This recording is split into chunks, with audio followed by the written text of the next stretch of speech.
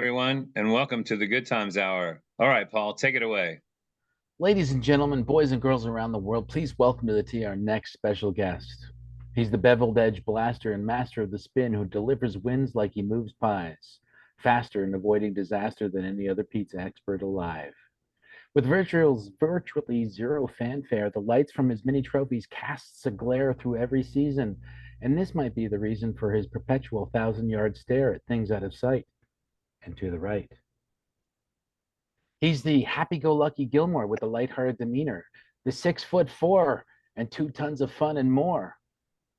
He's the he's the player favorite and fan thrill, the double trouble hubba bubba who's always the king of the hill. Competitors, there's always been plenty of them, but there's never a crimp in his style. It's all disc pimping with a smile and blowing our minds with the amount of times he finds the top of the podium. If you're feeling something special tonight, it could be our guest's presence with that flair of extra Schwebervescence. He's the number one with the bullet, the chicken hawk with the phantom mullet, the man with the empire from the Empire State who found life great and more to his feels living among the Tar Heels. Ladies and gentlemen, please welcome the winningest professional in disc golf history. And he's here to share the mystery of his mastery from Tarboro, North Carolina. Brian Schwebby Schweberger. There he goes. That's the stare right there. What's up, brother? What's up? How you doing, man? Thanks Wow, for being that was one of the best spiels I've ever heard in my life. Oh my God. B puts a lot of effort into that thing, man. When he sends me over the script, it's not on there, so that I'm just as surprised as you are. And plus, I want to watch and see the looks on your face, or whoever the guest is, as like, oh, where'd you find that? Well, I got a big shovel. So here we go. Welcome. Thanks for being here, my man. Thank you Thanks for having me. For sharing your time. I know this is a special time, and we're in the golden glow of 400, so this is something really special tonight. Thank you. Absolutely, man. Thanks for having me. Right on. All right. Well, I'm going to run down your framework. First and foremost, we talked to everybody about their PDGA number. Yours is 12989. Do you have I could have had a lower PDGA number if I had gotten it when, or did you just like get it and? No, I got it pretty much when I realized I wanted to start playing tournaments. I mean, I started playing in February '97, played a little bit, dropped it maybe for 3 or 4 months, and then picked it back up and at the end of '97 and joined in December of '97. So Okay. it's pretty accurate as far as when I actually started playing. You know, the crazy thing is I was working at the PDGA office in December of '97, and I probably processed your application. Absolutely. me and actually probably Josh Childs too, because he's only like 20 away from me. He's like barely over 13,000. Nice. Where did you get it for a specific event, or did you just get it because you knew you're going to need it?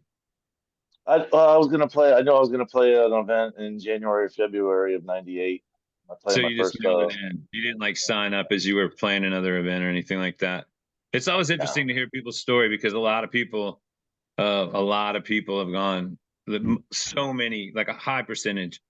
Well, if I had got it, like for you, it'd have been like, well, if I had got it when McCree got his, I'd be. And McCree's like 7,000, right, or 6,000? Yeah, 7883. Yeah, so he's just a little bit after. I'm 7477. I remember him because he went to that AM Worlds in Cincinnati. Although I got it for the AM Worlds in SAC, but yeah. Anyways, that's good stuff. So I'm played. pretty sure I met McCree at my first sanctioned event. Really? What's that? Wow. Pretty sure I met McCree at my first sanctioned event. Yeah, dude, that guy. I met him at AM Worlds in '95, and we've been friends ever since. Yeah. And he's still cracking. He is forever cracking. Without Best a man of my doubt. wedding.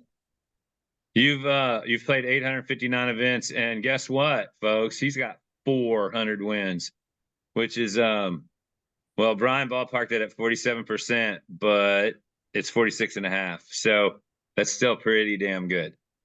That's like definitely in the top 5 of everybody we've interviewed. And there are some folks that have gotten, some of the ladies we've had on had some pretty high winning percentages as well. So Oh yeah, ladies got a little bit easier. So a lot of them got unopposed wins.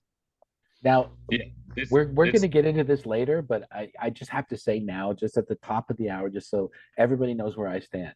When the PDJ, you look at the PDJ database, and you look at the PDJ records, they go on and on about this guy who's got 527 or 528 wins. He's got them all as an amateur. All and 400 of your wins have come as a pro. Yep, Case closed. I have and there are zero multiple amateur people wins. in your division every time, and Yeah. that's all we have to say about that right now. Yeah. So your career earnings are a whopping $284,461.08.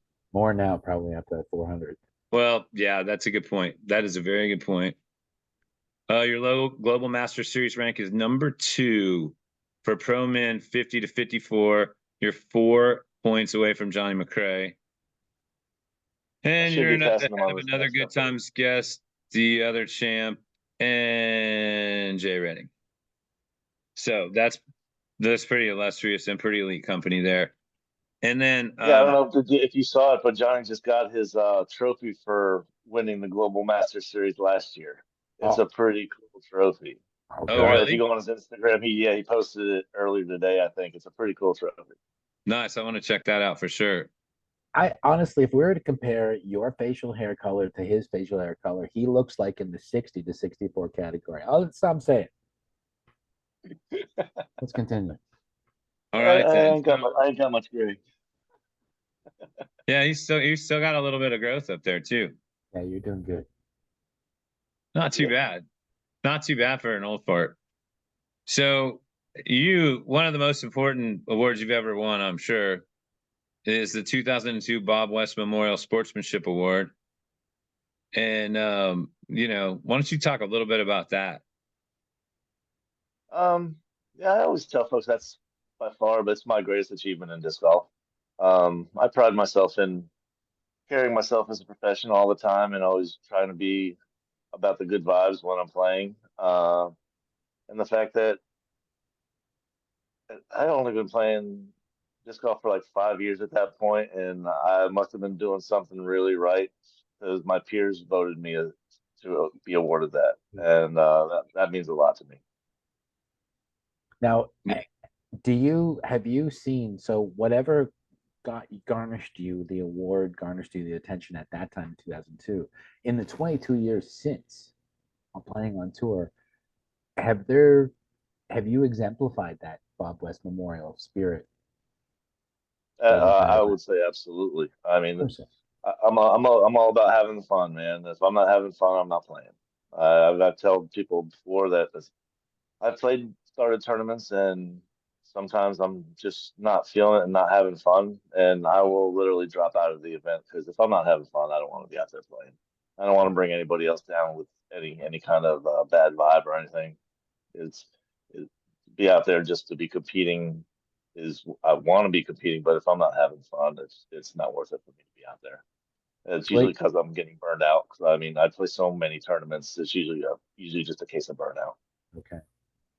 And it's All right, interesting since you because, mentioned that, go ahead. how I know that you were in the 50s, upper 40s and upper 50s a lot. How many of those are one day, like C tiers or one day B tiers, one day events? Are most of them 2-day events? Because that's a lot of work, dude.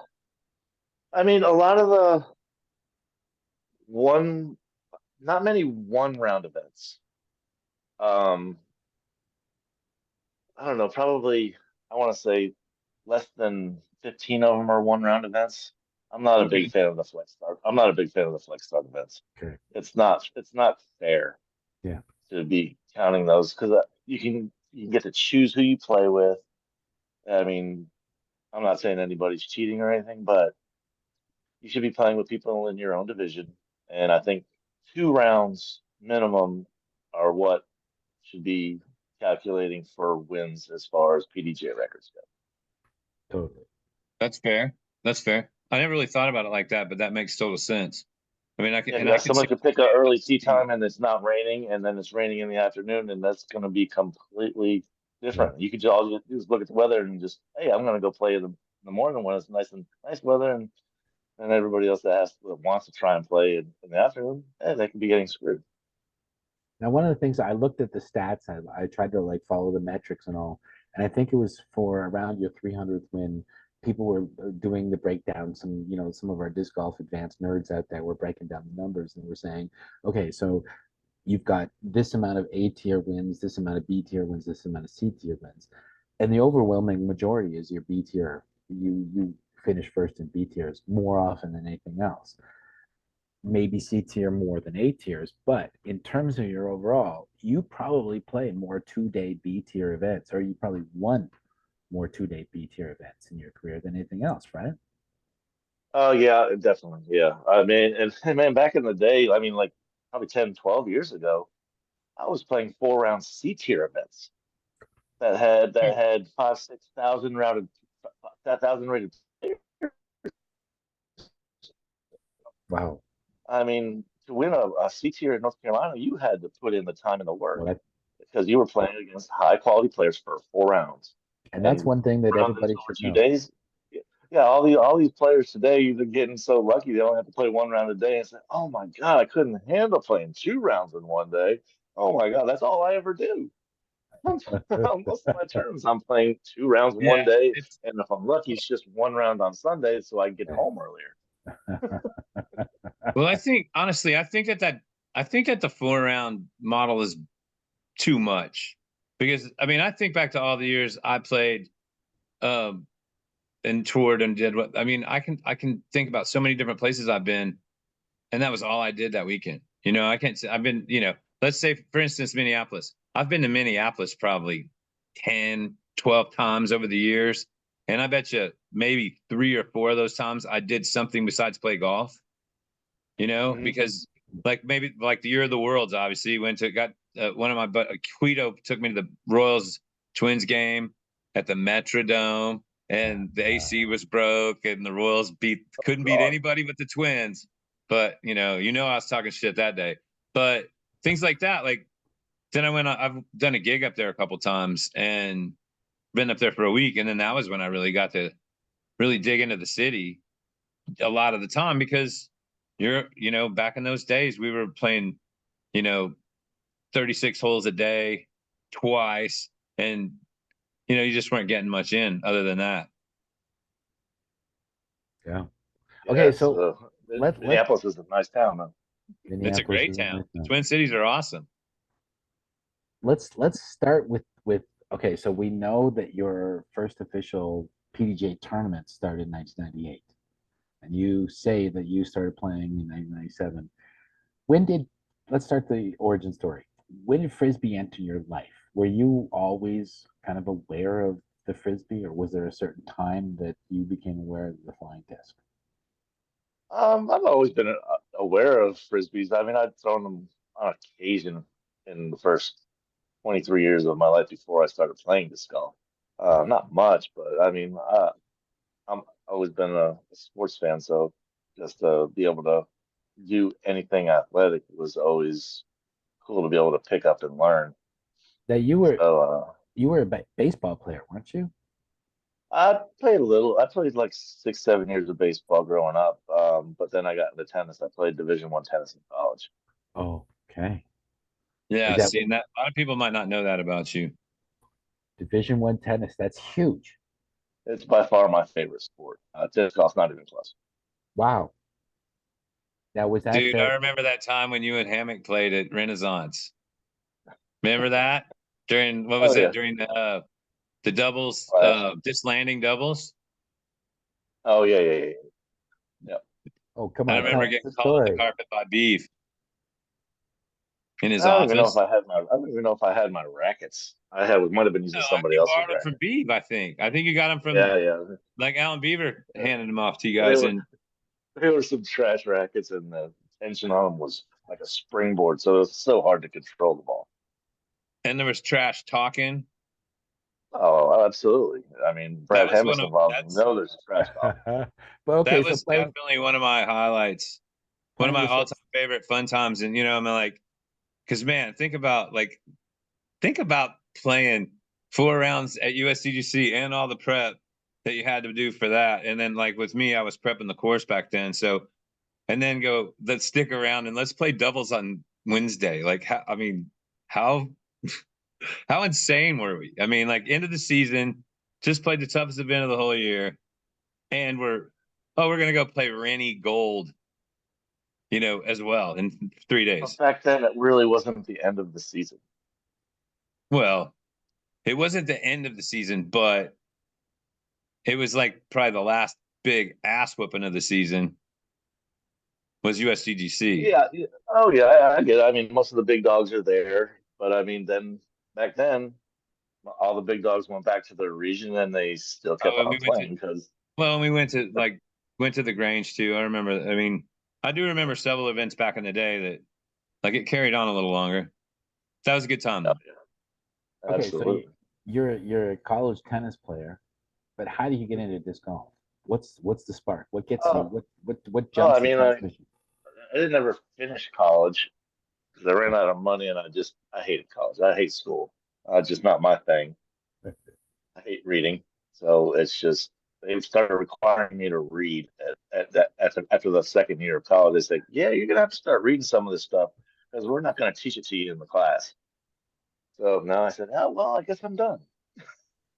And so Stupid I got a reading. job at I got started as a temporary for Bear Pharmaceutical processing blood plasma into IV drugs. And a friend of mine that worked there, he introduced me into disc golf because he'd been playing like 4 or 5 years at the time. His name's Jerry Baker. Mace has definitely met Jerry before because Okay. he used to come down to USDGC all the time back when I was still working there and playing in the tournament. But yeah, he introduced it to me, and I really enjoyed it. And yeah, he beat me the first time we played, and he never beat me since. Oh, so okay, Damn. so he beat you the first time, and then what? Are you that good of a natural athlete, or did you just like, okay, this is it. I'm never gonna lose to this guy again. I'm gonna learn. It was just a matter of picking up the grip and the techniques, and yeah, it's just You already had the backhand from tennis. the backhand. The backhand. I was a serving volleyer, so I had a one-handed backhand already, and the motion is almost identical. So Yeah. picking it up was pretty easy. But see, this is what's interesting. Probably most of our viewership is of the older generation, so they know this anyways. But if anybody comes across this and they're the younger, the newer kind of career player, we didn't have YouTube. We didn't have videos. We didn't have things that we could like, okay, so how do I learn how to throw? You had to like think through that process. Okay, so I have a disc. How does this work with my body mechanics? How do I do this? That was the sports intelligence in you that brought that up. Oh yeah, I mean, luckily we had some really good pros in the area, and eventually I saw Larry Leonard play, and saw didn't really. I kind of copied his footwork a little bit. Larry's got a little bunny hop and throw. If Yeah. you ever remember. So seeing him do that, I mean, I was like, oh well, that's oh, different than what I was doing. So I tried it, and it worked for a little while. Then I'm a devotee of video, so I searched around and found a what was it? I think it was 93, 94. I think it was Huntsville. Huntsville was 92 or 93. And 93. I got the video of that, and I saw these guys doing this little cross step. So saw them do that, and I incorporated that. And Oh my God. You picked up the cross step from a grainy VHS video.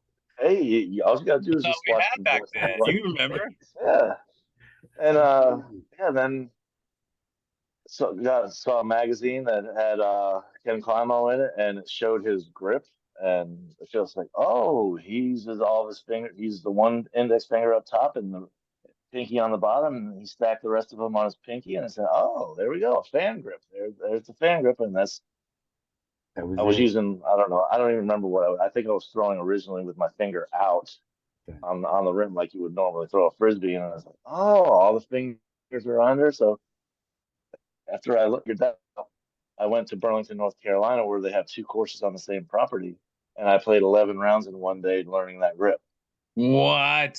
Wow. But you played them both, or you played Wellspring? I did the figure eight. I played them all, just went through and through and through and Nice. went woods, then went open, went woods, then went open, then woods, yeah, back and forth, back and forth.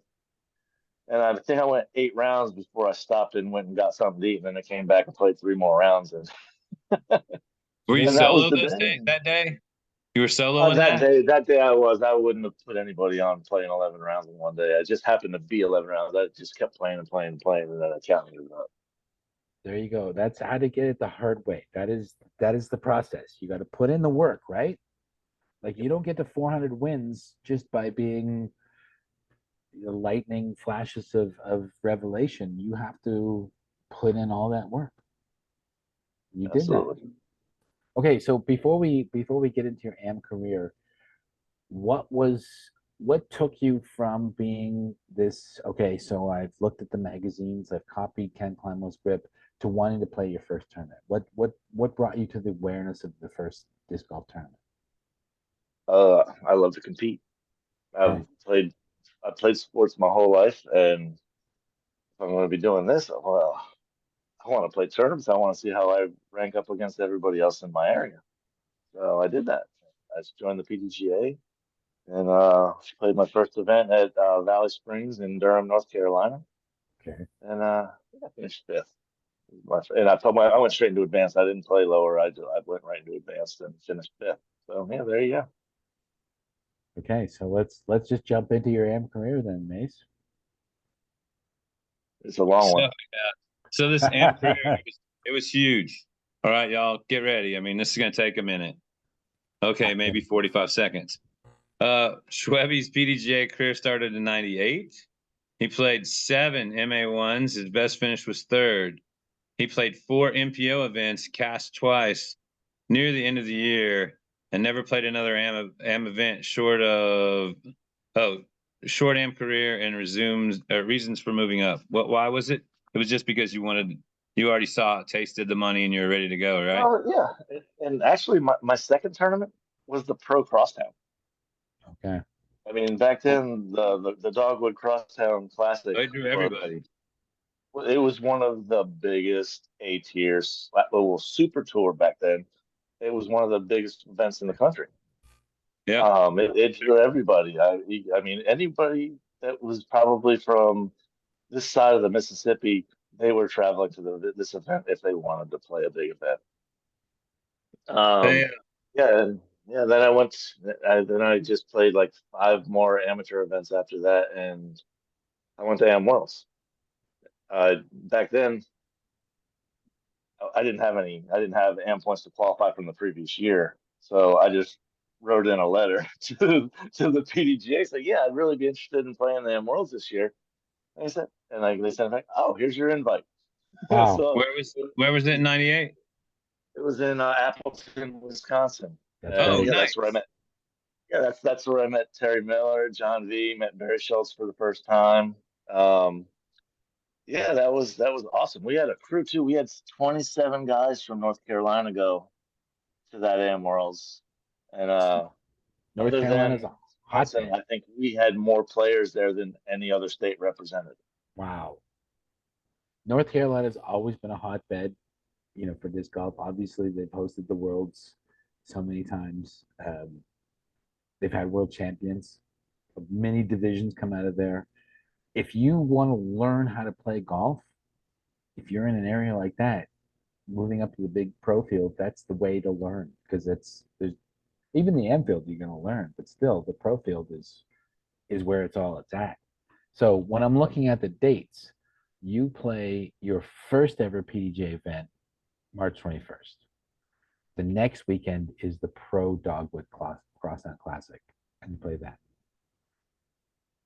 That shows you. Was there anyone there at that tournament that you looked at and you were like, "Oh my God, that's the guy I want to learn from"? Oh well, shoot. Well, Carlton Howard was running the event, so You at that playing it point, I too? was working. Yeah, he played in it too. And so I literally signed up the day of because I talked to Carl because I just gotten off. I was working 12-hour rotating shifts that weekend, and I got off night shift. that Saturday morning at 6 o'clock. Drove out there to Raleigh and played in Kentwood. And Carlson, I told Carlson, "You think I can get in the event?" And he said, "Sure."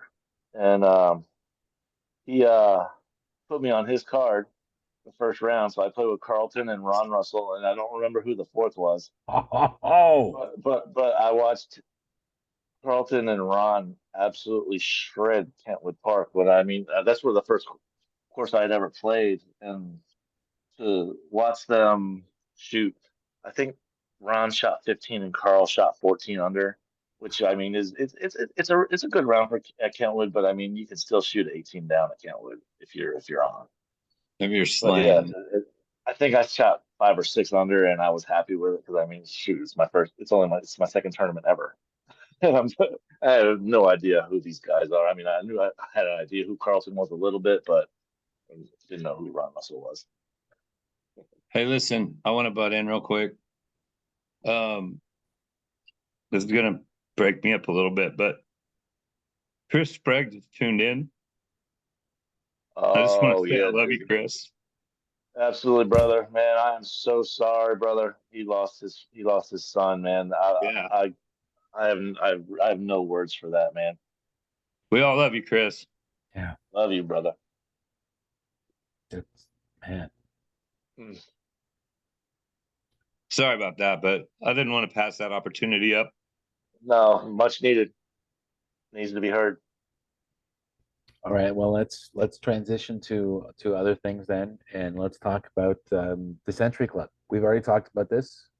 I think we talked about this before we came on camera, but now that we're on camera, I just want to say officially, Schwebby with 400 wins. That may be an unattainable mark. I don't know. I don't know. No one seems to have as much time on their hands and skill on their hands as you do. 400 wins in so many seasons.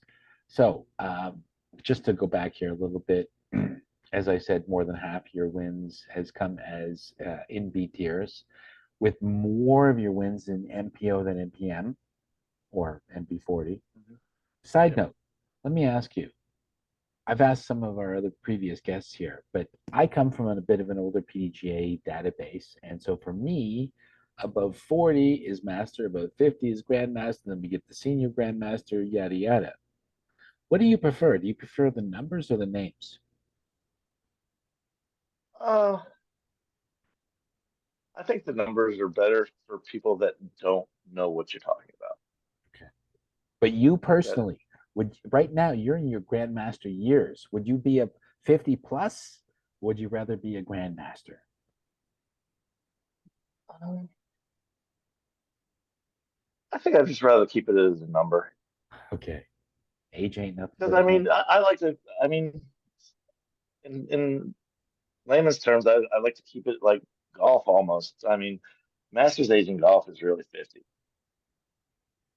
So I mean, Yeah. Oh, Masters right. is PGA Tour.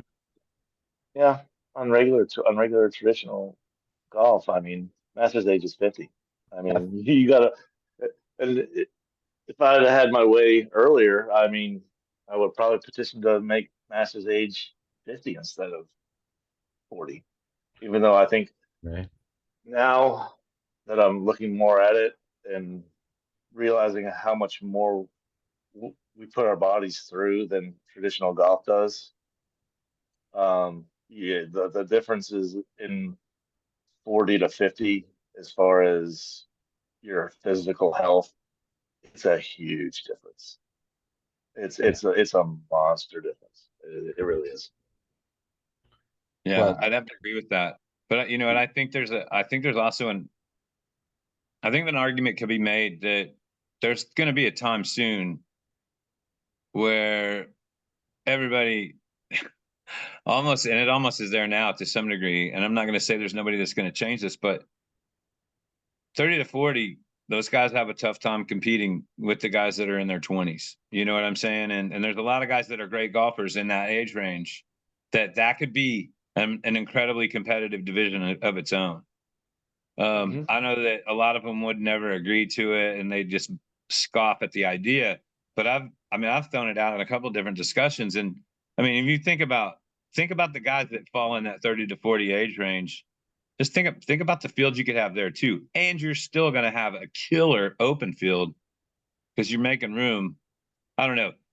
I know that a lot of people that's not going to grab traction with, but I think you could even go 30 to 45 and it'd be an unbelievably competitive, tough division to play in. But I definitely agree. But I'm glad I don't have to do it now. Okay, so well, the other thing too is people always say, "Well, man, you're going to get to move up to the next division next year," and then the response always is, "Well, aside from the young guys, I've been playing against these guys forever. It's only a little bit of relief that you don't have to beat 19 and 20-year-olds if you're going from 38 to 39 and et cetera. Yeah.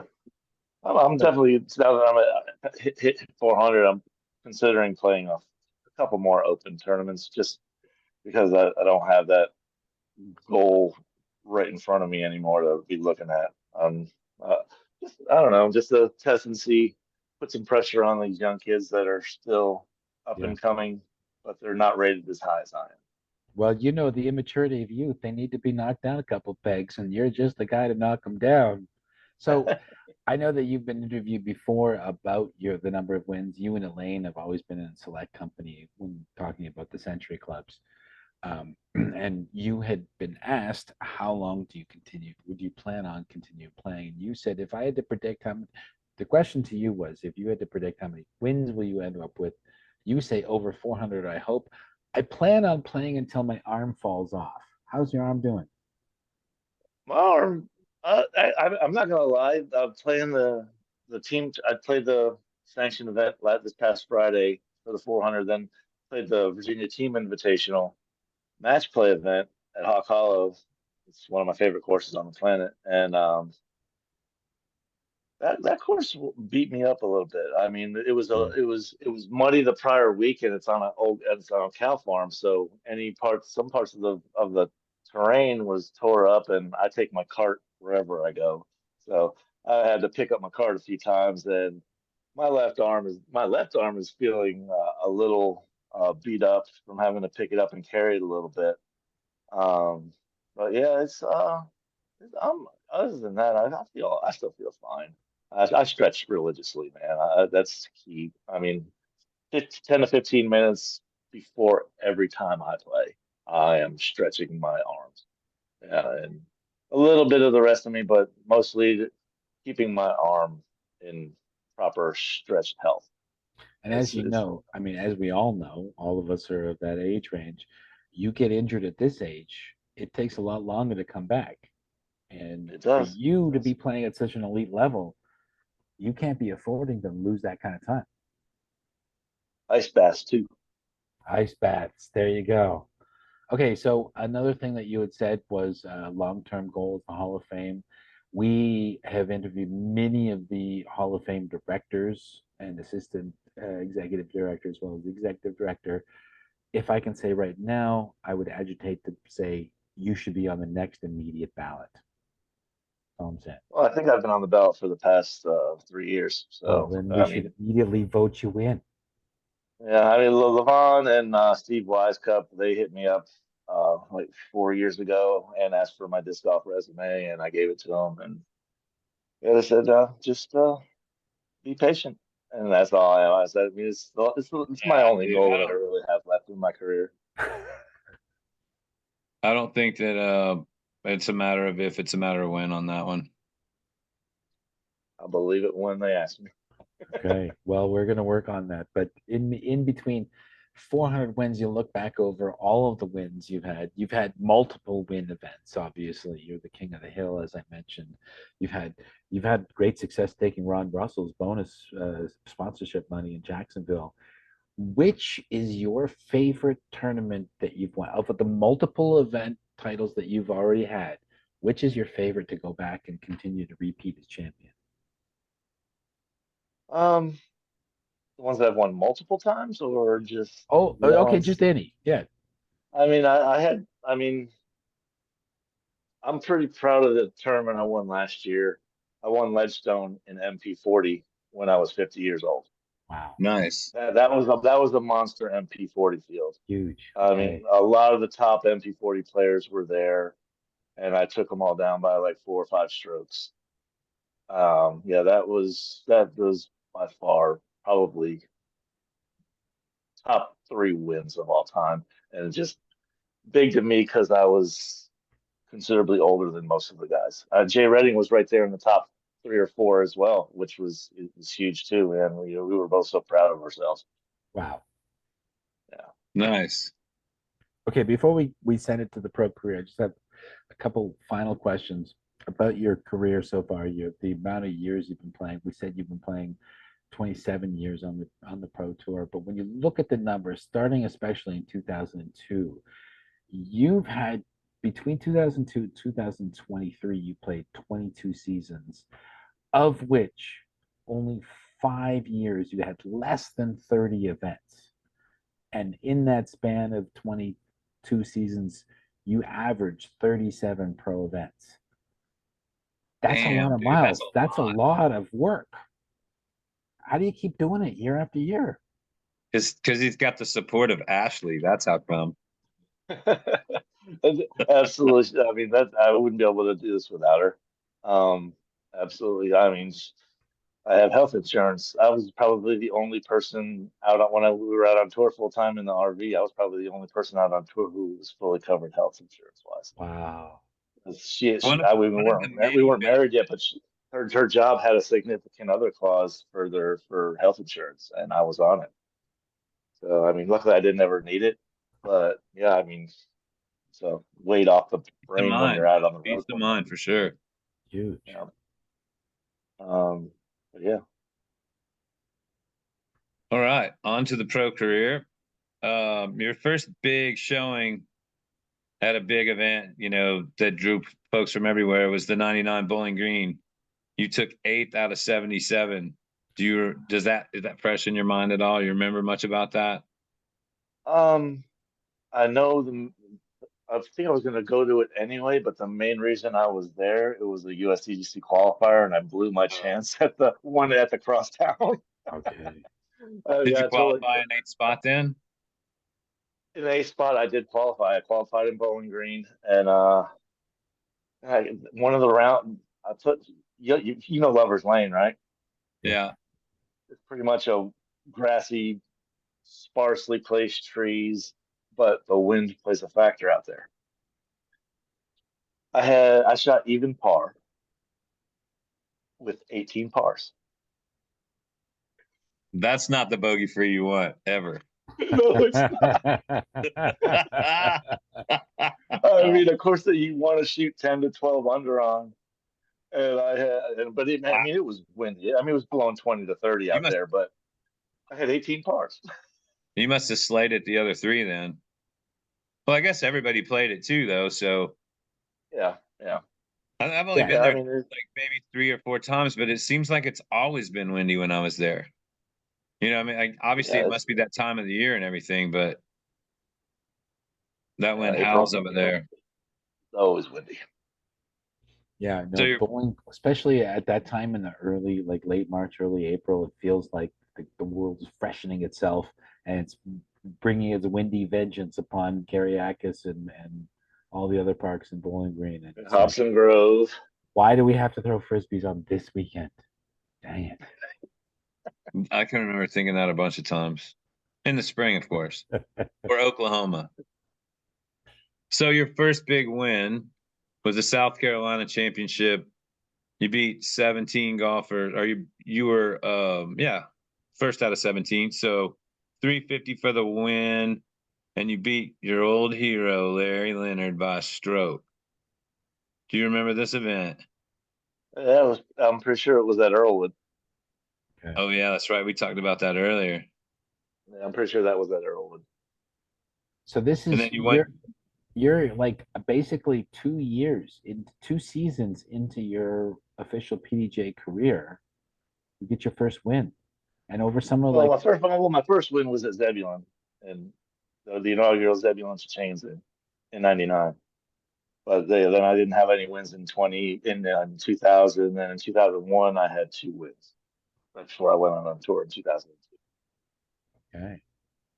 Well, so this is a really good time to bring this up. We already touched on it once, but we've talked about this with other folks that we've had on the show, and there's a lot of regions of the country where you really just don't have to go anywhere, or they can mount up and show up at like 27 or 28 to like, I remember one time at the Wide Open, and I think you were actually there for this one too, B, but like it was when we first met people besides Bob Wiggersma, because like 27 of them made it to the KC Wide Open.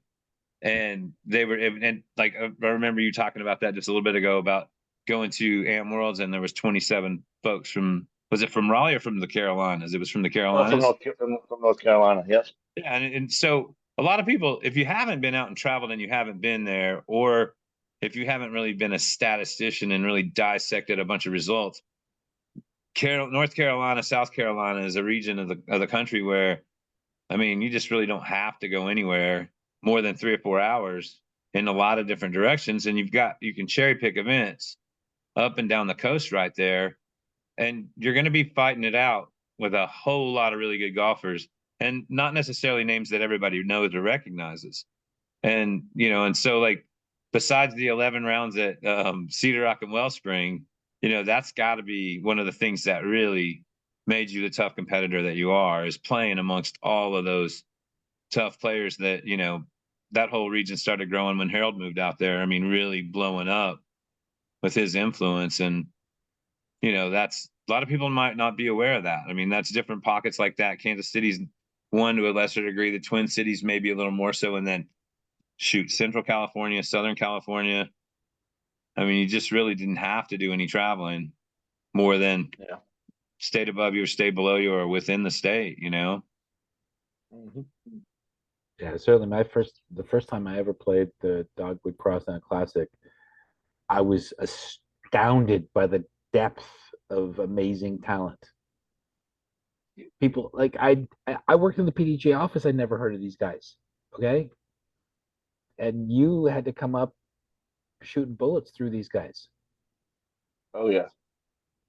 Okay, so when you first kind of, you're now playing in the Pro Tour, you've got your first cash, maybe you got your first win. Who are you looking at as your immediate, okay, I gotta make sure I beat that guy. If I can play better than him, I've got a really good chance of winning this tournament. Who are those guys? Climo and Barry. Okay. Ron Russell. But Steve Rico. who specifically from North Carolina though? Oh, North Carolina, Larry Leonard, Wall Haney, Carlton Howard. Okay. If he actually left Charlotte, Stan McDaniel.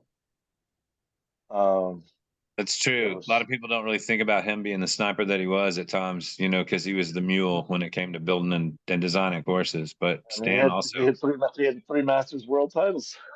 yeah, he had a lot of game, lots of game. If you put him on a course where he can, he's allowed to throw his rock 280 to 330 feet, you were probably not going to beat him. Stan was an amazing thrower of the Frisbee.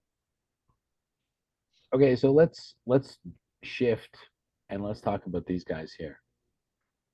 We got the Caro crew here. Oh, yeah, my boys. There's the boys right there. So we got Yukon McCree. We've already talked about him. Now, was Billy Crump ever known as anything other than just Billy Crump? Nature Boy. Nature Boy. Oh, right. I forgot about that. So let's talk about that. When did this happen? Look at this. Look at, everybody's got the signatures on there. When did you guys form the Carolina crew? Do you remember that? Originally, I mean, me and Brian McCree, we were roommates. Me, him, and Dave Mansfield. We lived in a house in Wendell. In Wendell, we lived in Wendell, North Carolina, which is an adjoining town to Zebulon. So we were literally 7 minutes drive from the best team to the best course to be able to practice on. And Brian and I talked about it a bunch, and I said, "Well, dude, let's quit our jobs. Let's play disc golf for a living." Brian Mace's motto. Yeah, and I got an RV, and Billy was pretty good friends with McCree, and I mean I knew Billy. We'd hung out a little bit, but Billy told Kraken that he was interested in traveling with us, so we hopped in an RV and went and picked up Billy and off to the first stop was the Grand Canyon, which is now Mount Olympus in Florida, and we Okay. played A tier there and Right. moved across the west coast towards Innova West and went and had a little powwow with Tim Solinsky and became team members of Innova. You drove out to Rancho Cucamonga and said, "Hey Tim, nice to meet you. Let's be part of the team." Absolutely. Now, was this the hairstyle you were rocking at that time? No, actually, that's some pretty hair though, isn't it? That is some pretty, dude. Yeah. I don't know whether to call it Napoleon Schwebamite or Napoleon Dino Schweb. I don't know. Maybe we should put that Yeah, into a poll. man, I hadn't been wearing those glasses long, man. I actually got my contacts and glasses senior year in high school, so and my prescription hasn't changed since then, Okay. which is crazy. But man, that hair looked good. That was it. When was the It last was time you like had a part. You mullet that couldn't tell, but long? it was parted. It was parted down the middle, feathered on the sides, draped over the shoulders. We need to go back to this. Yes. Oh yeah, Look yeah. at this. That This was is a looking John Hughes, like straight out of a John Hughes film right there. good. Now, is this It's funny Lanap? that's a cropped out picture. My dad's standing right next to me, I know. and at that point, uh, my dad and I were the same height. I grew an inch and a half more in college. Okay. Now, is this your high school in New Jersey? Yeah, that's in Jersey. Yeah, yeah, that And was graduation day. how do you pronounce that? Lenape Valley region. Lenape. Okay. Yep, lots of Indian names in New Jersey. Yeah. So before we get further into things like the homegrown tour, what drew you to North Carolina? Uh, I went to college down here. I went to Campbell University. I was Where's that? it's south and a little south and mostly east of Raleigh, about 40 minutes. And was there something I went special down about there. that you know? I walked on the tennis team. I went down there to play tennis. Okay. Nice. Yeah, because I didn't get any chance at scholarships because I broke my neck my senior year in high school. So I was out for 4 months with a nice cervical collar around my neck. Oh man. Kind of hard to swing Yeah, a racket with that going on. I still did though. I wasn't supposed to, but I did anyway. I didn't play, but I hit a couple balls here and there. Okay, so let me ask you before we get into the homegrown tour, I just want to ask you, as you're driving, as you're on a road trip, I know now you said that it's your RV. Who had control of the music? Was that something that was like a significant Whoever was problem? driving, Okay, whoever's driving controlled the music, okay, and and that settled all disputes. Billy drove a lot, and Billy he absolutely killed the Counting Crows for me. Oh man. If I hear the I got Counting Crows on the freaking radio, I am throwing the radio out the freaking window. hey, you aren't gonna believe this, but I had a guy on my Christmas lights crew this year from Guatemala, and um he loved Mr. Jones and Me, and he would play that shit 3 times in a row, and we're like, dude, once is enough. Okay, once is enough. One time. That's Oh, it. Let me show you how this works. oh, Random, that skip, was such a learn good more out. It was stuff. such a good No. outing. But you And dude, guys you are know what? probably I toured with them in '94 with ZZ Top. Okay, I was over it then. Over it then. 94. So then I'm like going, wait, let me see your phone. Out the window. Let's go. But you guys are playing CDs in the or was it tapes in the? Oh, we had cassettes and CDs. Okay. Sweet, both kinds. There's something more. It's like when you have an old school phone and you hang up and you slam it down. There's nothing like hitting the eject and throwing the tape out the window. Like that's Yeah, right after You know the something? machine ate the tape. Remember how you used to see tape alongside the highway and stuff? Like it was glistening Yeah, and like you don't see that anymore. You don't even I see never. busted Just CDs along the side of the flapping in the highway wind, anymore. just shimmering. Yeah, hanging from a tree, streamers and more stuff that the Pro Tour players don't know anything about. Yeah, again. All right, Oh so man. you and I talked a little bit this afternoon, and I don't think Paul realized it, but you weren't that much involved with the country with the homegrown tour. However, it deserves a little bit of a mention because obviously the disc roast was something you were always involved in, but there's a lot of people probably don't know if they haven't been in North Carolina that there is a complete tour that's completely off the grid, off the record. Maybe not off the grid because you need some Yep. electricity and stuff at times, but so talk a little bit about that and just like man, I mean, I've been up there to your part of the world and there's a lot of courses on the map and there's a lot of courses that aren't on the map. Yeah, I'd say there's probably over 100 private courses in North Carolina that aren't even probably not even listed. 100. Um, yeah, Wow. there's a lot, That's and pretty they have amazing. I'm pretty sure Chuckster started the homegrown tour so long ago.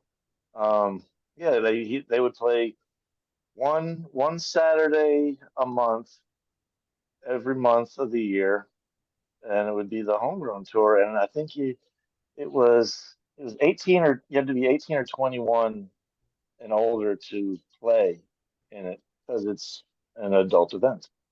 They, Right. there's drinking going on and other random stuff going on. So, Right. and Stuff.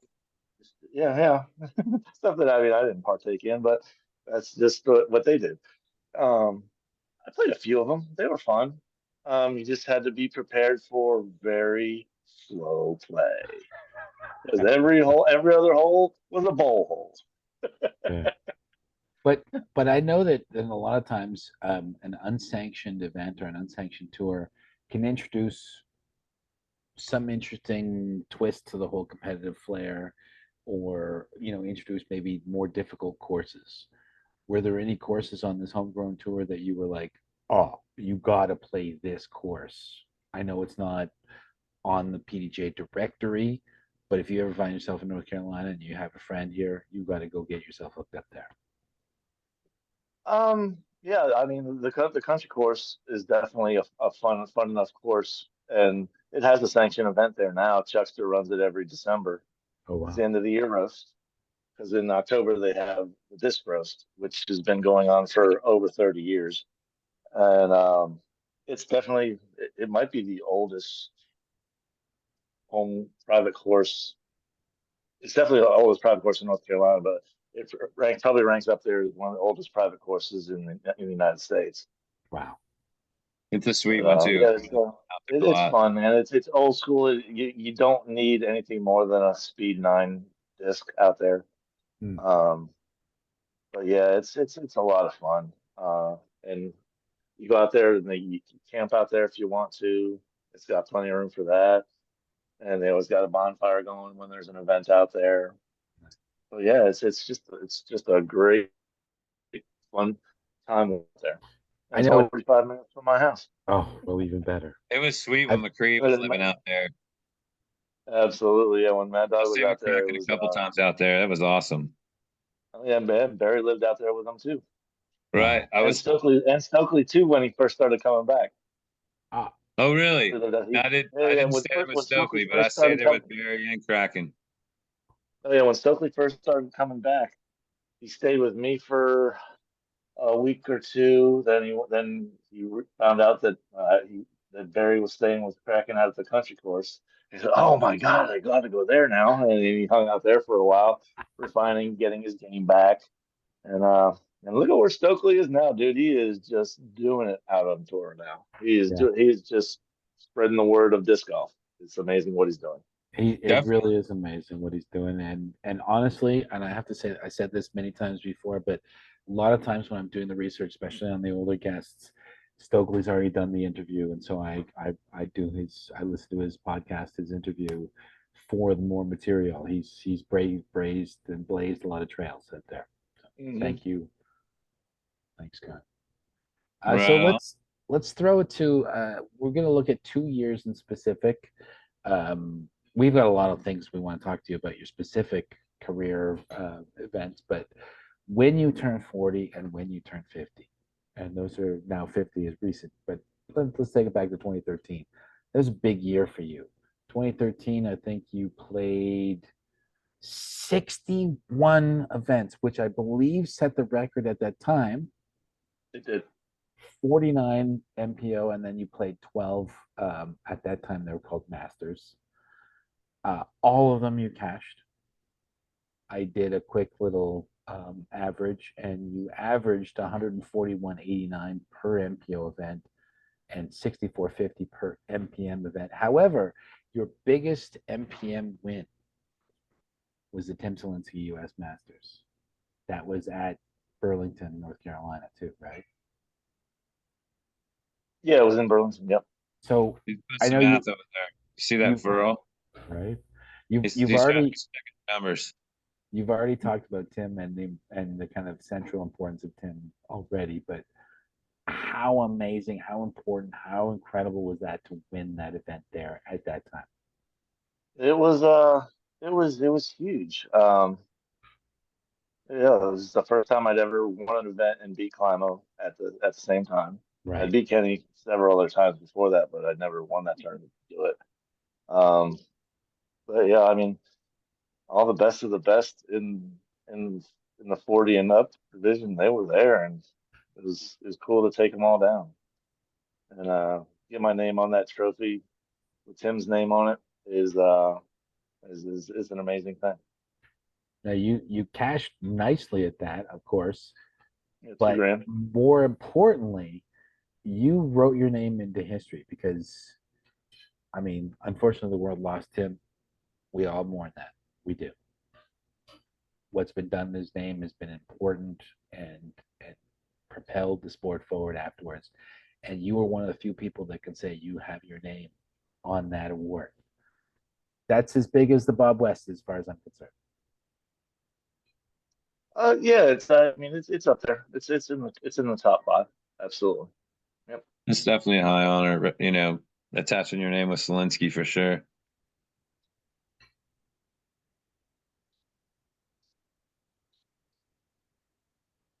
You guys there? So Oh let's go to yeah. 20. Let's go to 2023 then. Oh, right on. I thought you were going to carry on with all that. So 2023, you make your Grand Masters debut with 4 events, 3 wins, 2 A tiers, 1 B tier, plus a second place at the Worlds out of 66 players for $2,400. That definitely didn't suck. So Oh, you I think played. I think about that 2013 season. I did set the record for the most amount of wins in a season. And the most amount, wow, Yeah, I won Nice. 61 events, and I won 32 of them. that's incredible. Yeah. That's incredible. That is More than incredible. half. Well, fast forward 10 years and you're slowing down and you're only playing 53 events in the year. I mean, were your knees bothering you or something? I mean, what's going on here? I don't play a lot of small events. Right on. So 4 of the 8 events you won were an MPO, which is definitely worth mentioning because, you're 50 and you're still slapping the youngsters around every now and then. Yeah. 34 of 41 events you won in MP40. Worst finishes were 2 fourth places. It's pretty impressive. Never missed the cash. 3 of 4 events won in MP50. Second in the other finish, and then 52 paying events. Missed the cash once. DNF at Yeah, Die Hard Shootout. yeah, I dropped out of that one. I An was burned out. an That was a unfun burnout day. drop. Yeah. Yeah, in that one second place finish in 50s was at Worlds. Right. Which we're going to jump into, and that's a good segue into here. Let's talk about your Worlds career. You haven't gone to the Worlds too often. You Not a you fan. played your first Worlds was '98 Fox Valley in Wisconsin in the Yep, AM finished Worlds. sixth. Finished sixth. And now I think we all come from the generation where if you win an AM event, the pressure is for you to move up. You go to your AM Worlds, you finish top 10, you got to move up. If you're like me and you finish in the bottom percentile, you can keep playing. But Or you for a start running the player, tournament. right? Or run a tournament. There you go. Those who can do, those who can't teach. That's what it is. But let's look at your Worlds performance. You've had what, one, two, three. You've had four top five finishes. Starting with 2002, you placed fifth. That was your first pro Worlds event. Talk to us Not about 2002. 2002, I finished it. yes. So talk about 2002. Where was that? What was the circumstances of that? How That did you that feel was about my first. That was my first pro worlds in Houston. Houston? Okay. Um, I was on lead card for several of the rounds back when you still played 8 or 9 rounds at a worlds.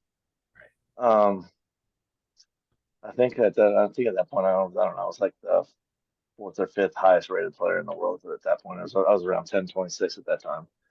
Um, let's see. Played great. Witnessed probably the most impressive round I've ever seen in my life. It was the round right, I think, right before the semis. It was me, Ron Russell, Climo, and Josh Anton on lead card. And we were playing. I forget which one of the courses it was. It was out on the course that has property that has four courses. Tom Bass Park, Tom Bass Regional Park. Oh And yeah, I've been blocking that out of my mind successfully I think till it might have now. been the Wilmot, maybe. I think it might have been the Wilmot. Um, but it doesn't get ever talked about. But Kenny shot a perfect round that round. He birdied all the par fours. I think there was like six of them. He birdied all those, and he deuced everything else. Wow. Ron Russell shot 2 strokes worse than he did that round. Was he on the It card cost too? yes, it was Kenny, Ron, me, and Josh Anton. Okay. I swear you, I was in such awe of what was going on. It cost me probably 5 to 6 strokes just because I was like, what in the world is going on right now? Because you were Well, watching what's Kenny going played on, like not that. just playing. Kenny, Yeah, I just couldn't focus because they were playing flawless. It was amazing. well, that's Kenny's kind of golf. I mean, he's from Florida, so he loves it. It's hot, humid, and sticky. And I mean, and get out And the he was way. throwing that, and all he was throwing was that fleshy colored T-bird the entire time, just filleting every single line with it. And when it was an open shot, he was throwing it 4 to 450. And that was the fastest disc at the time, pretty much too, right? Yeah. I mean, the Valkyrie was out, but I mean, it was too flippy for That what was you never needed out really there. something that Kenny threw, though. Yeah. No. He's T-birds, Eagles, Firebird, and that's it, and rocks and putters. Yeah.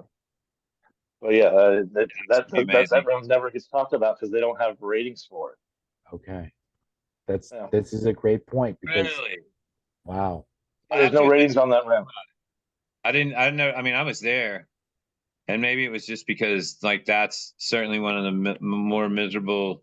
I was miserable at a lot of worlds, but I was never as miserable at any of the world as I was on the course at that particular event. Because I mean, It was hot and Houston there was no shade. No in shade. summer. Yeah. Oh, we're just lucky we didn't get rained on. Yeah, oh yeah, that course flooded in a heartbeat. That whole property. It's crazy. One only hopes that we can get our best PDGA scientists and nerd mathematicians on this and backdate some of the round ratings because Oh that no, would they're going be to downgrade that to not a major. Oh, oh the world is not a major. There you go. sorry. That's just. I just need to shut up now. So okay, so but your best finish in a pro worlds, PDGA worlds was 2004 at Iowa, which was Yep. ironically, interestingly enough, where Mason and I debuted the Good Times Hour. Well, not that it was an hour, but the Good Times Players Party. You took third at Des Moines, and that was one of the first combined worlds. I think Michigan was the first combined worlds, but this was a really big affair. It And was felt like massive. a huge Yeah, circuit. it was huge. Now, Yeah. this is a big thing. You coming third, you got a podium finish. How you feeling there? I mean, it was cool. I mean, I got to be in the final nine. It was Kenny, Barry, Steve, Rico, and me.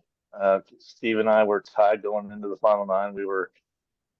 I think we were like 7 or 8 behind Barry and Kenny. Okay. I think Barry had a few on Kenny, but I mean, we were like 5 or 6 behind Kenny. And I said to Steve, he said, "Dude, we have nothing to lose right now. Let's put on a show." I mean, it was on video. I mean, that whole final nine is on video. What? Well, back then it might have been VHS. I don't remember. Okay, so just to cut to the chase for those who may not be able to go to YouTube quick enough, of that final line, you were by far the best shooter. You shot 25 in that final line. Kenny shot 26. Barry shot 28. And Stevie, who you were tied with going into that round, shot a 32. You separated by 7 strokes over that. So you put on the show. Well, yeah, and it's funny if you watch it and listen to the commentary. John Houck's doing the commentary, and he's like, "Oh yeah, look at this hole. It just screams wide open hyzer, and here I am. I throw a thumber." I did that on a couple of them, just like I was just trying to showcase it a little bit. I mean, I'd only been throwing thumbers a couple of years at that point because I didn't start throwing thumbers until like 3 years after I started playing. Okay. So yeah, I And was this- just a strictly backhand and occasional sidearm back then. But yeah, it was funny. It's like what? And I was going like there's this wide open hole, and the basket was in this little grouping of trees, like 310 feet away. Everybody else throws a hyzer, and here I step up, throw a thumber, landed right before the edge of the woods, and it bounces into the wood line, and I had like a 15, 20 footer, and I was the only one to birdie though. And people Dropping hate to bombs. watch the thumber. People hate it. Dropping bombs. Okay, so before we move on from this category here, let's just talk about 2023. Your first time playing, I'm going to call it Grandmaster, MP50 plus, and you Yep. take second. How awesome was that? How close was that? Was it close? It was. I mean, it was 2 strokes going into the final nine. It was 2 strokes going into the last round, into the semifinal round too, and then just played better than I did. I mean, I had a lot of trouble with some of the tee pads at Thorpe Park. They were just really short tee pads, and I mean, they didn't suit me because I mean my long legs, and I need a little bit more for my run up, and I had to Deliberate start long, from slow off the tee. run up. Yeah, and I had to start from off the tee, stepping up onto the tee, and it totally throws off your timing, and Yeah. it didn't work well for Okay, me so out on that course. I've noticed the last couple of weekends that was the tee pad du jour. And like well, I'm big and clumsy, but I don't understand how, we're setting tee pads on top of the ground now. I mean, Yeah, the that's kids don't real. seem to deal The with way it. to the lake course was ridiculous. Well, it was the same thing in Austin last weekend too. And it's that I don't know. I don't know why we've departed from cutting tee pads into the ground, but I don't understand that move. Yeah, they're not taking the player's safety into account at all, in my opinion. I mean, these guys are trying to do this for a living, and they're putting themselves at risk by having a chance of slipping off the edge of the tee pad and breaking their ankle. Yeah, no one wants to see that in 4K, that's for sure. All right, so this is we could probably talk about this alone for an hour, but let's talk about USDGC and your performance there and the place in your heart for this event. And I mean, let's just get started with 99. You took 26 the first year, tied with Joe Mela and Johnny Sias, who, by the way, is going to be a guest on the show soon. And Nice. you were one stroke out of the cash. What do you remember? What do you remember the most about that event? About that Uh, first one? I mean, the rain the on last Sunday. round was an absolute deluge. Oh, there was so much water. There was like ankle deep water on half the course walking through it. Yeah. It was insane. And the fact that Kenny shot a 54 on it is disgusting. See, I don't I even mean, remember that. I he remember that rain. went, let's see, he shot 51, 50, 49, and then he shot a 54 the last round in the Look at this freaking memory. deluge of rain. Well, so you got to preface that too by telling everybody that back then we didn't go around the Coliseum. There was no 888. There was no But yeah, quarter mile ball. it was still like a par 64 Right, it at was. least. And yeah, and that rain, I think the only time I played in rain similar to that was in October Frizz in 97, which obviously is an unsanctioned event. But I remember those two rounds vividly as thinking, I can't believe we're not getting any lightning out of this rain. I mean, I think both times my Gore-Tex socks filled up because water was running down my legs. Okay. I'm not exaggerating. I mean, literally take them off between, or well, in October Frizz between rounds, but after your round at USDGC, take off your Gore-Tex socks and dump the water out of it. But, you know, back then we had to buy Gore-Tex socks because there was no Gore-Tex shoes. So that, man, I that's, definitely played with Dave McCormack that last round, the owner of Gateway Discs, and he shot a 57 that last round, and he moved up a ton in that last round. Okay. That was I'm just watching what he was doing in the rain was absolutely mind blowing. And then Well, Kenny beat him by 3, and that's just like woo. you know, Joe there was Mela times where shot. Dave Mack would just crack off the Master Blaster round, you know, and like, holy Yeah. cow, where's that been? That 57 secured Dave McCormick a tie for 14th with Greg Hosfeld and securely in the cash. Joe Yeah. Mela shot a 58 that final round just to move up to tie with you. Yeah, yeah, yeah. Yeah, But I that's mean, you look at these names from the very first USDGC, and there's legendary, there's Hall of Fame names, there's world champion names, that's huge. That's your debut performance, and this is your second year on the tour. Are you thinking, hey, I can hang with these guys? I know this. I mean, the conditions are awful, but I'm doing all right. oh, absolutely. I mean, I think there was 69 of us at the inaugural event, Yeah, and the fact that yeah. I was 26th and just missed cash by a stroke. Yeah. That's I mean that put a good seed in my brain saying, hey, I can hang, I can do this. Well, you were very successful at taking cash out of the USDGC after that. I don't think Yes, I there's any was. year that you missed the cash that you played. Um, I'm trying to think if I missed cash in the last couple that I played. I don't remember.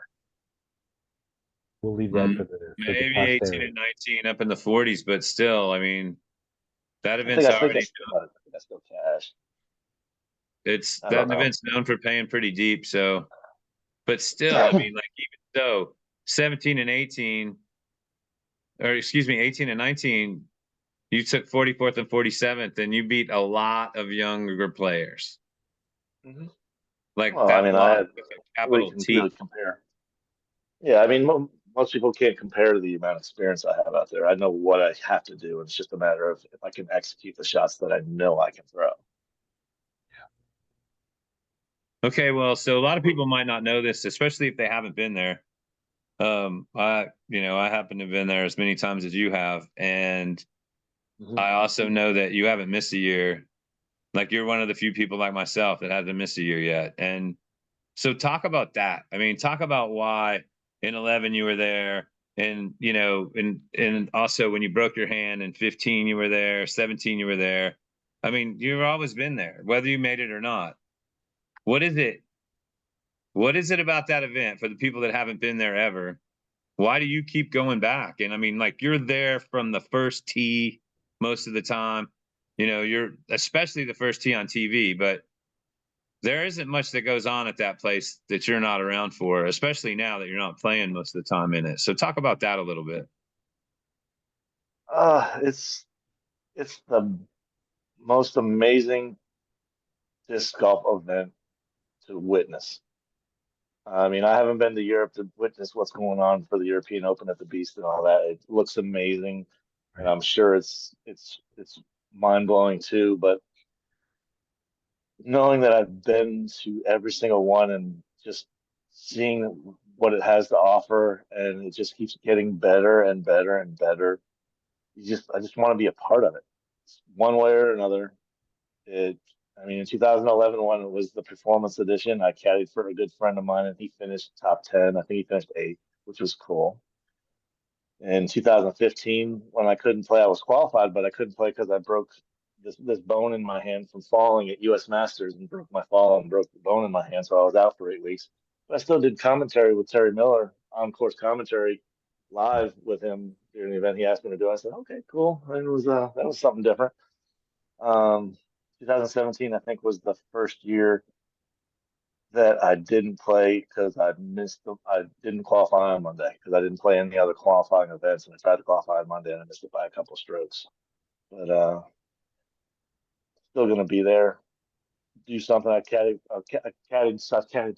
like 3 years in a row now for Corey Ellis, and I'll be caddying for him again this year. I'm gonna caddy for him. I'm gonna go up to Lynchburg, Virginia, and caddy for him at Worlds. And Nice. I just, man, I believe in him, man. He's such a phenomenal talent, and he's a great person. And the fact that he won European Open last year, man, I, I, I was probably smiling more than anybody. I had tears in my eyes when he won, man. That was such an amazing accomplishment. Well, Couldn't happen to a nicer person. I'd have to agree with that. You know, we talked a little bit about this afternoon too. When I ran into him and started chatting him up at Slow Play, and then going over to Chris Brown's house afterwards. I mean, that was one of my highlights of USDGC week. That week was just hanging out with y'all. I mean, obviously, it's always a good time in Chris Brown's backyard too. But I mean, I'm sure I met him a long time ago, but man, I'm old and stuff, and I have a hard time remembering some of these guys. And it was really nice to catch up with him and ask him some questions. And I definitely enjoyed talking with him that night. Yep. Okay, so I'm going to share a couple of photos here. Here you are. You're throwing That's the vaunted 2006. thumber. First question to you: why the visor? You know, you're not rocking the mullet, so you're not showing off the I business. think that was the advisor that Joe Rotan had given me before he started working for him. Okay. Um, I'm trying to think. Actually, the one on the one on the right is 2006. The one on the left is 2008, or I think it's 2008. That's right, because you're wearing different undershirts, but still the same championship red. Yep. But Yeah. did you rock the visor much?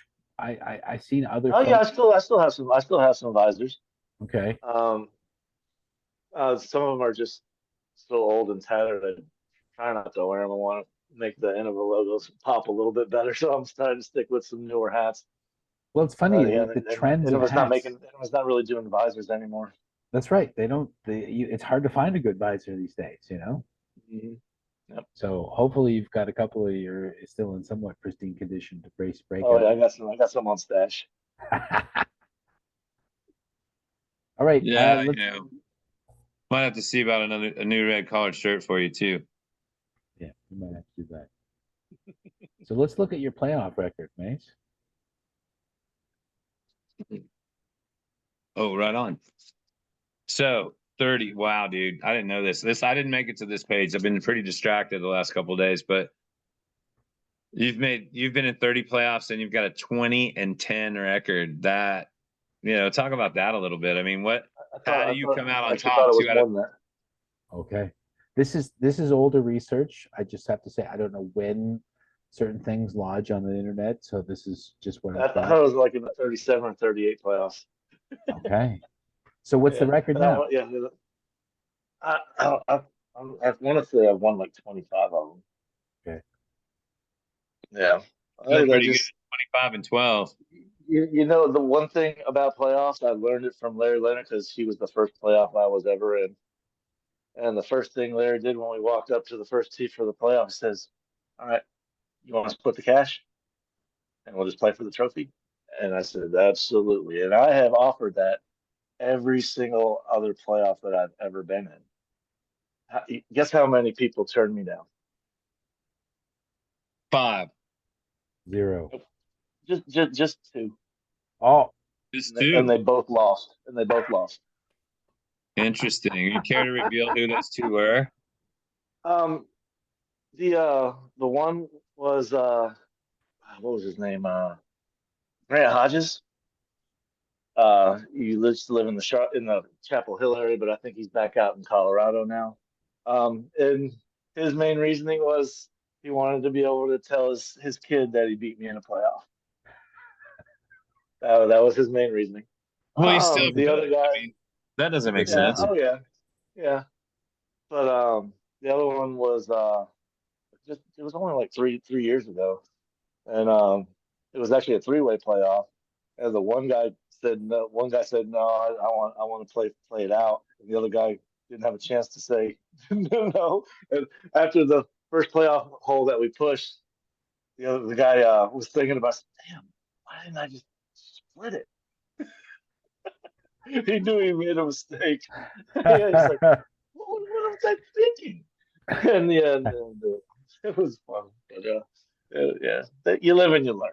that's hilarious. Okay, so that's really interesting to hear that Larry Leonard was the player that you were in your first ever playoff with.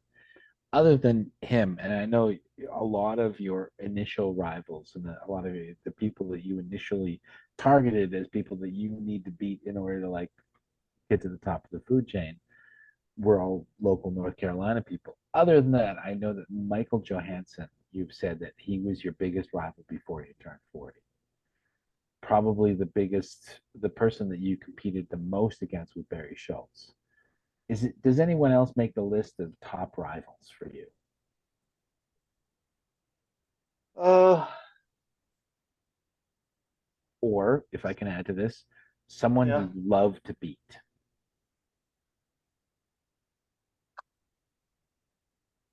Uh,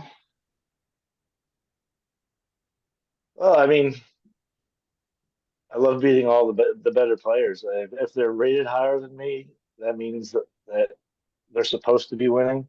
And Right. if I beat them, then okay, that's who I really want to beat right then. But yeah, I mean, beating Barry is it's hard to do because I mean I played against him so many times. And if you want Statmando, I mean he's got me by a lot. I think head to head. Um, but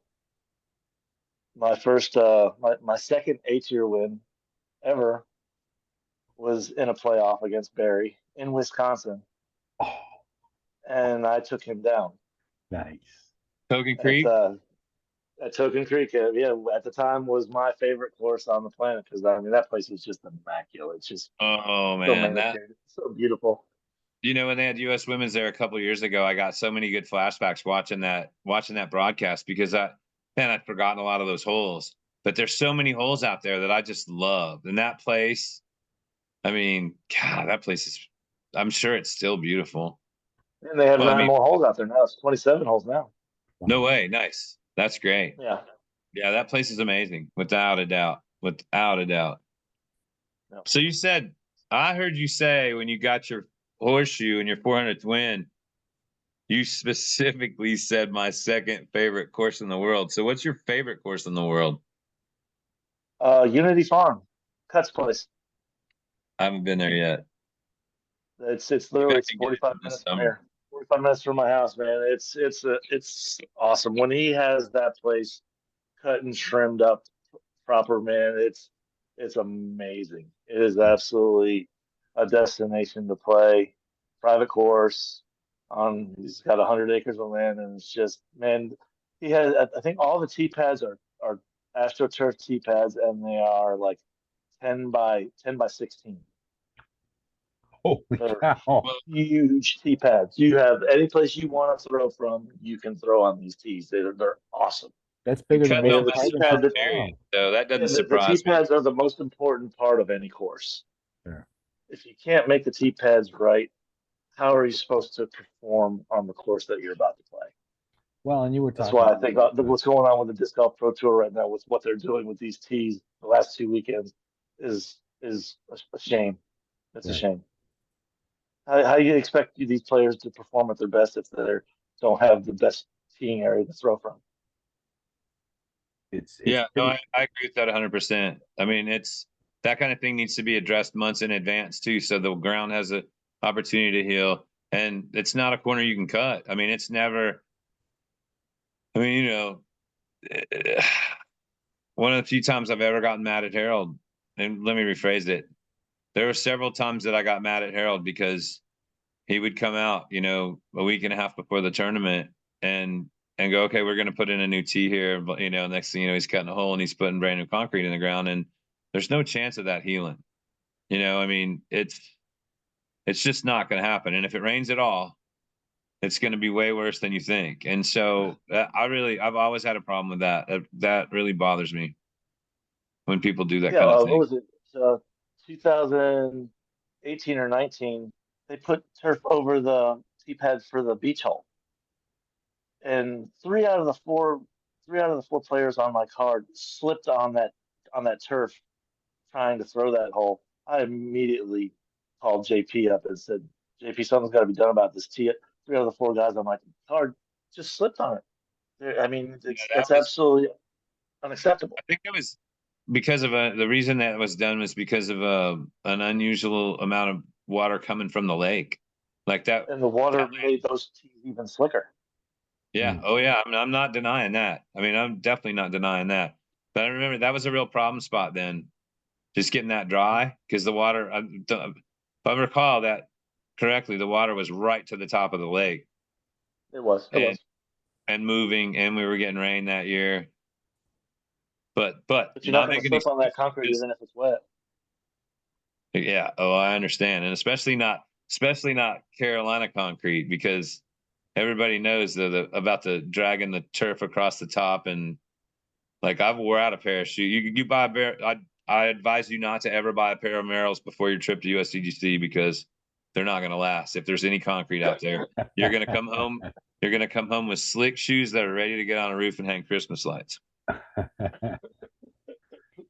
Okay, so one of the photos. Oh, go right ahead. No, I was just gonna say one of the photos that I showed there was you throwing the thumber. You have been called the Thumber King, and in fact, I'm just gonna share this really quickly here. You actually had it. Did you get this stamp made? I did. That Okay, was that was the last year I was on Team Champion, and it was the first year that they started doing discs for Team Champion members for fundraising. That's a pretty good Thumber King stamp right there. I It gotta. is. How much time did you spend working on that signature of yours? I did not. One of my friends did the design. No, the signature though, because that's pretty not good. That's just my His signature. whole It's life, just dude, what are you talking natural. about? His whole life, he's been working on that signature. So it has been It's said. it's gotten worse. It has been said of you and your thumber. His thumber is so crafty. It's been said that a few Mandos have been created to block that throw. Is that fair? There a couple places at USDGC specifically, absolutely. Now, how some Mandos, and they put the netting up blocking on hole 17. How The successful first year they has put that netting up, I still threw that conversation. I don't think, but so the first year that netting was there, I still threw thumber underneath it. how many times have you heard something along the lines of after you throw the perfect thumber and you park it, someone go, "God damn, that's cheating"? Uncountable. what was it that Johnny And I say, yep, you're right. It is. It's illegal. What was it that Johnny Lissaman used to say to you? That's a great shortcut to throwing the right shot or something like that? Those guys are going to be on the show soon too. Jeff and Johnny, Nice. I've been talking to them lately. They're eager to get on the show. The goofs, the goofs. The goose, dude. We're gonna have the goose on soon. Nice. So listen, let's They- talk they about are your bag amazing. real quick. I've read this thing, and it says that you had a KC AVR in your bag for 301 wins. You throw KC Rocks, CE, and DX Sharks, also Star Leopards and Firebirds, and your favorites haven't changed in a long time, like the entire time you quoted. Is that really all that's in your bag? Well, I mean, I have Thunderbirds in the bag. But I mean, I, I'm kicking myself now that I didn't put the Sidewinder and the Roadrunner in my bag like 4 or 5 years ago because they've only been in my bag for the last year and a half to 2 years. Because I'm throwing them so much now. I mean, they're just great flying discs that I don't have to put nearly as much effort in to get distance out of them. Okay. What about But a fast been flippy playing with the disc like the KCA. Mamba? Yeah, it's just You got too much spin for flippy, I that? think. It's just too flippy, I think. I mean, Is that I what you tweaked get from my your ankle. Thunderbird? The Thunderbird, no, Thunderbird's overstated. Okay, I haven't thrown it, so I don't know. It's a Speed 9 T-Bird. Oh, yeah, okay. Yeah. Let's see. But yeah, I've always putted with KC AVRs. So all my wins are with KC AVRs. All 400 Um, wins are with KC AVRs. Yep. It's the only Wow. putter I've ever putted with. That's Yep. amazing. Let's see. Well, I mean, if Climo's using it, why wouldn't I? Right? I mean, that's as simple as that. But yeah, I've always had the Shark was the first disc I ever threw, so I've always had DX Shark in my bag. Right now, shoot, I got one from 1989 in my bag. San Marino. It's nice. Wow. It doesn't have the red. It's got the regular Shark on it, but it has on the circular part of it has discovering the world on it. Oh, yeah. I've got a Cool. Cobra and a Rock somewhere in my stash from those days, man. Yeah. Wow. And I So found, cool. found out something I didn't even realize that the Shark didn't come out until '89. I thought it came out earlier than that. But yeah, I mean that tells me that they were still in San Marino in '89. I don't know. I'm pretty sure this particular one is from '89. I don't know what year they went to Ontario. Do y'all know what year they went to Ontario? Mm. I'm gonna say that it was like 93 or 4, because I was already throwing a lot of. It was when the Viper changed for sure. You know, those old sharp edge Vipers. Then the plastic changed too. The plastic got tacky on the bottom, or it got kind of a gritty texture on the bottom. And if you hit a disc with that, if you hit a tree with that DX, it would almost guaranteed to crease it, and it really was never the same. You know, the DX before that, you could season discs and like everything, you know, everything in your bag. You carried 3 of everything. You had a brand new, and you had a beat to death one, and then you had one in the middle that was ready. And you know, you'd use your brand new one for those stable up shots, like for a rock for example. And if you needed a flip, you know, you needed a magic shot out of somewhere, you got your flippiest beat up one, the one that's been. And even like I threw in my big putt of the year the other day with my beat up rock, you know, just because you get in certain spots and you can putt a little bit longer with it.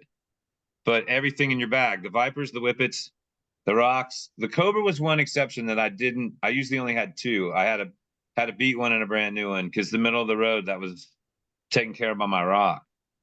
But anything DX in your bag back then, except for your putter too, obviously. But a lot of those folks don't know anything about that's one of the sweet things about that durable plastic, where, you know, like you go from switching out bags every month or 2, or switching out discs every month or 2 or 3, to like having things in your bag for 8 or 10 years, and then you lose them and you're like, oh no. Yeah. That thing's been getting seasoned forever. I don't have a replacement for that. You know, and pretty amazing. Do you feel a little nervous throwing that DX Shark, that 1989 DX Shark? No. Look, if it breaks, it was just this time. Full time. Oh, that's the philosophy right there. Okay, so listen, we've Uh, we've we've had you for a good long time. I know that you've got another interview to do. You're the 400 man, so you're the man in demand. But before we go, we have two questions, two areas of questions. Mace, why don't you ask about the nicknames? Yeah, what about the nicknames? Best nickname out there that you've heard of. For of my somebody name other than or yourself. somebody else's? For someone Yeah, other than yourself. I mean, Schwebby, obviously. Schwebby's Well, great. we called you Uh, cheeseburger. Nolan called you that I, anyways. I've heard it all as far as my name goes. My name has been butchered from from beyond all ends. It's just insane. Burger. Uh, I'm Few trying different to butchers think ever. of. I've given out so many nicknames just so I can remember people's names in the years past. Because especially if the other person has the same first name as me, like you. I mean, it's how am I supposed to remember their name? I was like, Oh oh, yeah, his you name's always call me Brian Macy too. Gray. Yeah, great or Gracie May. Um, I think the best one that I've heard is Carcass Maelstrom. Carcass Oh yeah. Maelstrom. I'm pretty sure Phillips and Climo came up frustration with that one, ever. even though yeah, because I mean, I always used to do that backwards speaking, and we were just going through names, and he just busted out Carcass Maelstrom. Oh man, Yeah, dyslexia has lent. Those guys were great. I miss those guys for sure. oh yeah, I didn't even realize that Auntie had sold Costaplast. Oh All wow. those guys sold to the Yeah, same company. it's like, what is it? Wow, it's like World something or something. I don't even know. Yeah, I They're don't getting an remember. I education can't now. Wow. About to find out you're not making mustard lids. Nope. So hey, I want to before I mean, first and foremost, I want to also thank you for being on. I think it's amazing that you've won 400 times. I also So do I I. want to say, huh? So do I. It's awesome, dude. I mean, that's greatness. It's surreal, dude. It's so surreal. That's amazing. So I just want to run down a couple people that are coming up. And again, thanks for joining us. And we're really digging deep and we're mixing it up as much as we can. But we got Joanne Gallagher lined up next week. We got I Carlton don't think I Howard know the her. following week. Oh, Joanne nice, Carl. Gallagher's Hell yeah. Joanne Gallagher's from the freestyle area in the Toronto, right? Correct, Paul? Gotcha. More Gotcha. ultimate than freestyle, but yeah. Oh, more Oh, ultimate. okay. All right, Nice, cool. nice. Yeah. We've really been Awesome. getting a frisbee education these Yeah. last 2.5 months, without a doubt. And it's been a lot of fun. So we got Carl coming up after that. We got Patty Kunkel coming up after that. Nice. These are and then Alan Beaver and Mark Horn. So Nice. that gets Number us into 68, isn't he? the late 20s of April. But I've got a bunch of other stuff. Okay, so Bill Wright's agreed. The Right, Lissaman right. brothers have agreed to be on the show. Harvey Brandt. Oh, let's see here Nice. else. Jeff Homburg, Jim Myers. Nice. Uh, Yeah, I heard no spin has been not playing some. He's playing quite often up north. He's just not playing he's tournaments. got he's fixed. His I think he had a knee issue. I saw him in Phoenix Ah, and he said he's back. Yeah, I'm back and I'm back. That's what he told me. So nice. Yeah, I um was talking to Terry Roddy last weekend, and he said, yeah, he's been getting back into it. Sweet. we got I also Johnny Sias said he would be on. RJ's coming on, RJ Jerez, Yeah, Pete Jared's Sontag, nice. one of the nicest Nice. guys in the game One of of my favorite all people right there. time. Nice. Yeah. Yeah. So Pete's gonna be on, and that's all I got. So I got approvals from so far, but yeah. So we're lined up. I'm gonna finish this scheduling in the next couple of days, and we'll post it. And we're lined up into June and possibly July by the time I get all the yeses down. So I got a we will. request for one. What's that? I got a request for one. Who do you Who? got? My favorite player to play with, Al Shack. Oh, Dude. Sugar Shack. Get some Good sir. sugar up in that. Absolutely. I wonder if We need I some. don't. I We need wonder if my sugar in our number life. for him still works. If they don't, I think mine might, and I think I might know somebody who definitely has his number. If you can't find it, All Okay. right, Cool. that'd be great. We would Yeah, that would be definitely a like good that. one. we Absolutely. need asugar. It'd be interesting to see what color his hair is right now. I 'Cause, bet dude, you it's still curly. I hadn't seen that guy in probably 20 years now. It's been Maybe probably not. 4 or 5 At for least me. 15 years for me, for sure. Yeah, it's about that for me too. To add to that list of potential names and verifiable names, we've got very strong interest. I don't want to jinx anything, but we may, if we're lucky, we may have PDJ number 3 on the show later. Oh, nice. We may be. Heck yeah, Again, that'd I be don't want to cool. jinx anything. So Oh, before we let you go, Schweb, Yeah. quick question. We're starting into the deep wraps of March Madness. What's your bracket looking like? Can you believe it? First time in like 30 years I haven't filled one out. No. Yes, NC State knocked out Syracuse in the first round of the ACC tournament and broke my heart because Syracuse needed one win to get in the NCAAs, and State wins the ACC tournament. They beat Duke, they beat Virginia, they beat Carolina, and they beat Syracuse, and they're in the freaking NCAA tournament now because they won it. They're And playing the tails off. But and that's this yeah, is the gonna be I a have wild not card filled winner, one I out. think, this wow. year. All Dude, right. check this out. You drew a lot of people to the yard. Michael Cockrell, Dakota McDonald, who's Charlie McDonald, his son from USDGC. Well, Obviously, Ken Rollins jumped in there. Jason Jalonen, Kevin Gisa, Dennis Janney, Tracy Bartley, Joseph Noble, Dave Emmerich, Blair Dubois, Hal Baby, Roger how stopped baby? by. Roger Kanzler Nice, stopped by. Greg nice. Brooks, Got you. Seahorse, Chris Ware, Patrick Raymond, Michael Williams, Sheila Kirkham, Brad Nice. Smith, Brandon Mace, Jim Oates, Jeff Davis, John McDaniel. Man, we had a lot of people do drive-bys on us. Ryan Hunt, Brian Lamoureux, Alan Hanson Begg, Nice. Raquel Adams. Those are both Northerners. Carter Mhm. Allen, Dennis Nice. Inninger, Tony Ellis. I hadn't heard his Nice. name in a long I, time. I played against him this past weekend at the BTI. Did you Nice. really? Next time you see him, make sure you tell him hi for me. And obviously I for will B do as well.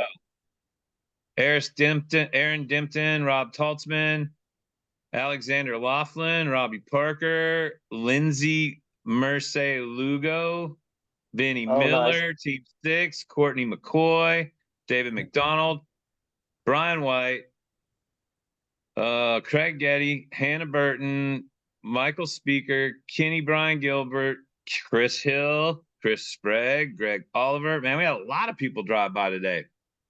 Sweet. Mila, oh man, I'm gonna blow this one. Lady, the name Malea. I'm really bad. Malie Garcia, Keith Mason, Michelle Nisham. That's Gannon Burr's mom, and this A.B. Nice. Schweberger lady. I'm not sure who she is. Casey Allhouse and Addie Strozer, and that's a bunch of BS. I love you, Ashley. Look forward to seeing you in person soon. Definitely. I don't know if Ashley's still on, but Borrow your my Brian for the evening. Natalie, I don't know if you remember meeting Natalie at Brinster's wedding, but she talks always continuously very favorably about Ashley, and she made sure to tell me to tell you to tell her that much love from Toronto for Ashley. Absolutely. There's much So, love from all over the country for Ashley. well, yeah. I mean, look at the two of you She together. puts up with me. They gotta be. You guys are two peas in a pod for sure. And it's awesome to see. So, buddy, we can't thank you enough for taking this time. I know your time is important, and you are important to the fabric of history of disc golf. Your induction to the Hall of Fame, let me say, should be a shoe in. And if there's anything I can do to talk to any of the people that we've ever interviewed before, I'm going to do it because you absolutely need to be on the next ballot and need to be entered. I just want it to happen organically, man. When it Yeah, well, happens, that's- it happens. It'll It'll be a happen. beautiful It day. ain't no Yeah. if. There's no if in that sentence, man. But the only non-if is we can't thank you enough for taking this time to share the stories with us, pal. Miss you. Absolutely, man. We've had a blast. Love you, buddy. Love you too, man. All right, talk to you later, brother. All right. All right, brother. Keep doing. All right. Later, brothers.